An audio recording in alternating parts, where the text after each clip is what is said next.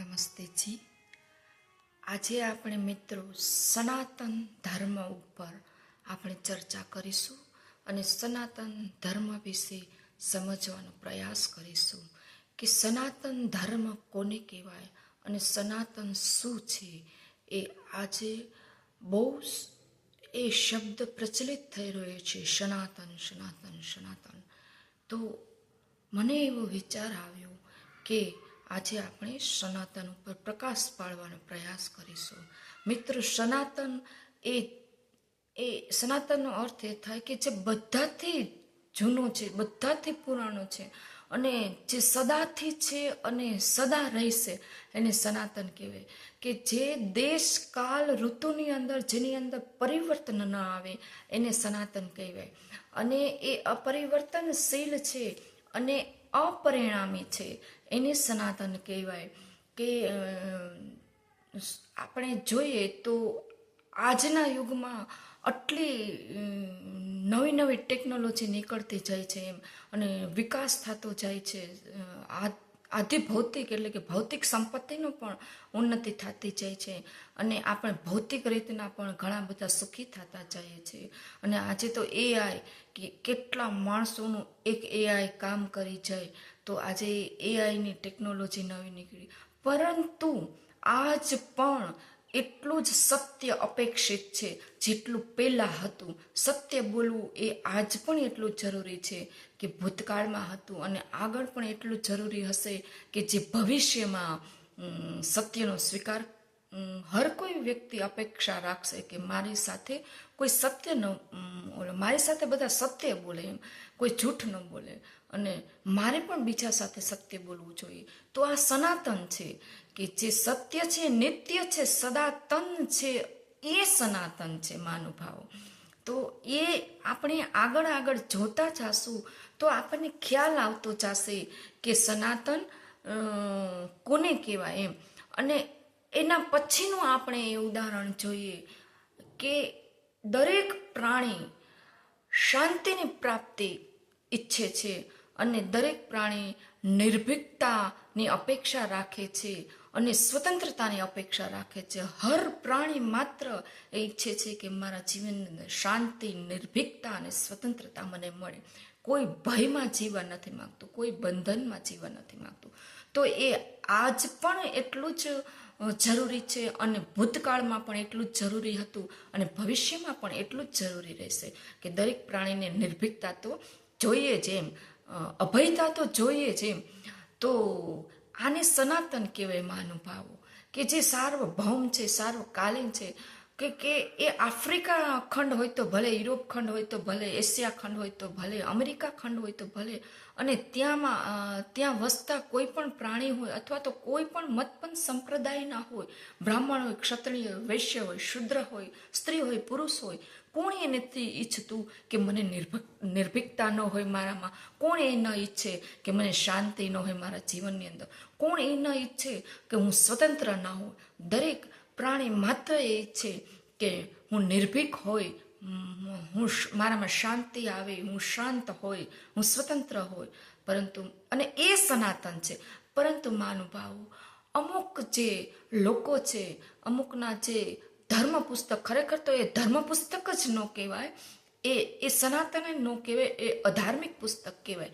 જેવી રીતના નિર્દોષ પ્રાણીઓને ધર્મ પૂછીને મારવા એમ, અને મૂંગા પ્રાણીઓની હત્યા કરવી, એને ભયમાં રાખવા, તો એ તો અસનાતન છે. અને પાછું એ ધર્મની અંદર એવું એ ધર્મની અંદર એવું બતાવ્યું હોય કે તમારા ધર્મનું ફોલો ન કરે, તમારા ધર્મનું પાલન ન કરે તો એને મારો, એને કાપો, આતંક ફેલાવો, ભય ફેલાવો, અને આ કરવાથી તમે જન્નતમાં જાશો, તમને સ્વર્ગ મળશે. મહાનુભાવો, આ સનાતન નથી. સનાતન ધર્મ તો એ કે છે સર્વે ભવંતુ સુખિનઃ, સર્વે સંતુ નિરામયા, સર્વે ભદ્રાણી પશ્યંતુ મા કશ્ચિત દુઃખ ભાગ ભવત. બધા સુખી રહે, બધા નિર્ભીક રહે, બધા નિરોગી રહે. આ છે સનાતન. તો સનાતનનો ખરેખર સાચો અર્થ આપણે જાણતા જશું ને એમ આપણને આનંદ આવતો જશે અને આપણે પણ બીજાને કહેશું કે સાચો સનાતન ધર્મ શું છે. અને આપણી પાસે જો જ્ઞાન હશે તો આપણા બાળકને પણ બીજા એવા મત પણ સંપ્રદાયની અંદર ફસાવા નહીં દઈએ. અને નાનપણથી આપણે આપણા બાળકને પણ સમજાવશું કે સાચો સનાતન ધર્મ કયો છે અને સનાતન શબ્દનો અર્થ શું થાય છે.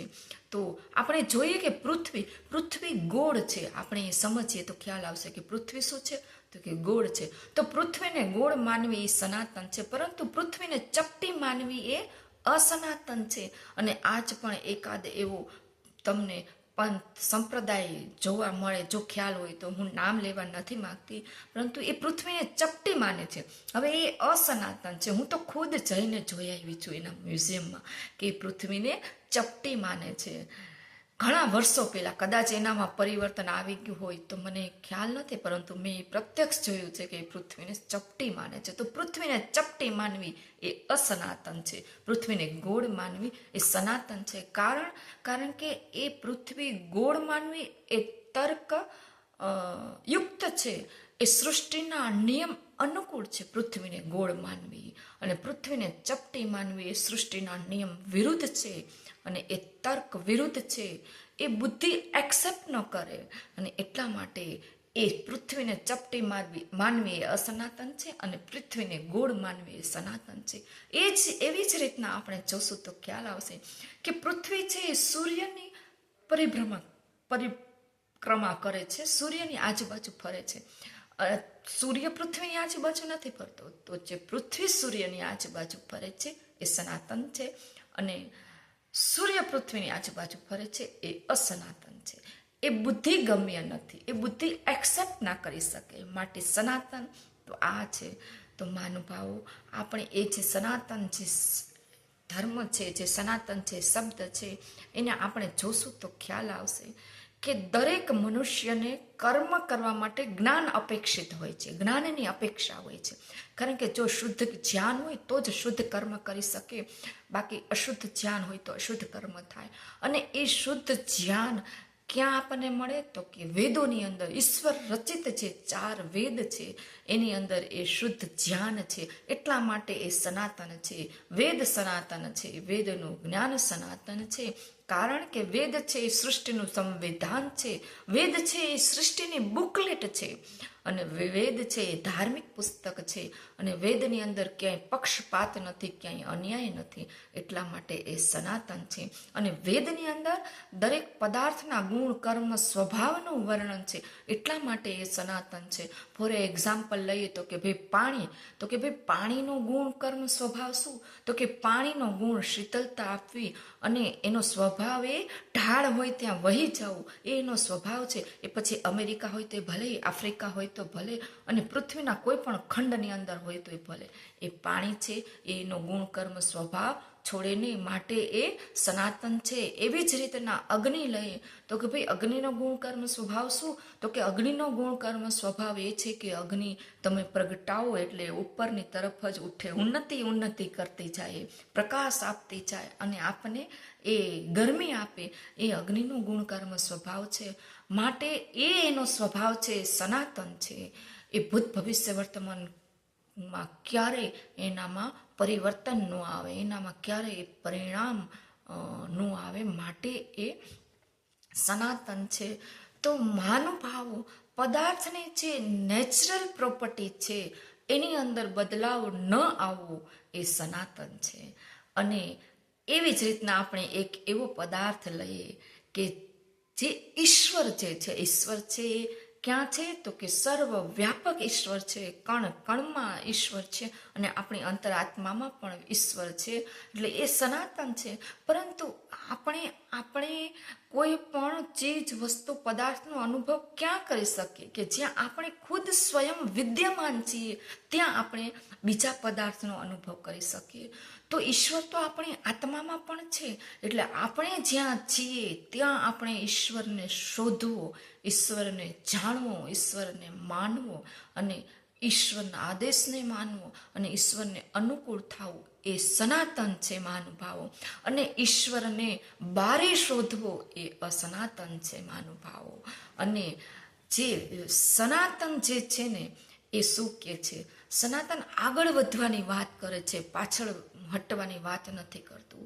સનાતન છે એ એક સત્ય છે, અને સનાતન છે એ એમ નથી કહેતું કે પ્રશ્ન ના પૂછો, તર્ક ના કરો. સનાતન કહે છે પૂછો, પારખો, જાણો અને સ્વીકારો. આ છે સનાતન. તો મહાનુભાવો, સનાતન શબ્દને મેં ટૂંકમાં આપની સમક્ષ મૂકવાનો પ્રયાસ કર્યો છે. અને આપ બધાનો ખૂબ ખૂબ ધન્યવાદ. અને આગળ હું નમસ્તે ઉપર પ્રકાશ પાડવાનો પ્રયાસ કરીશ. ઓમ નમસ્તે જી.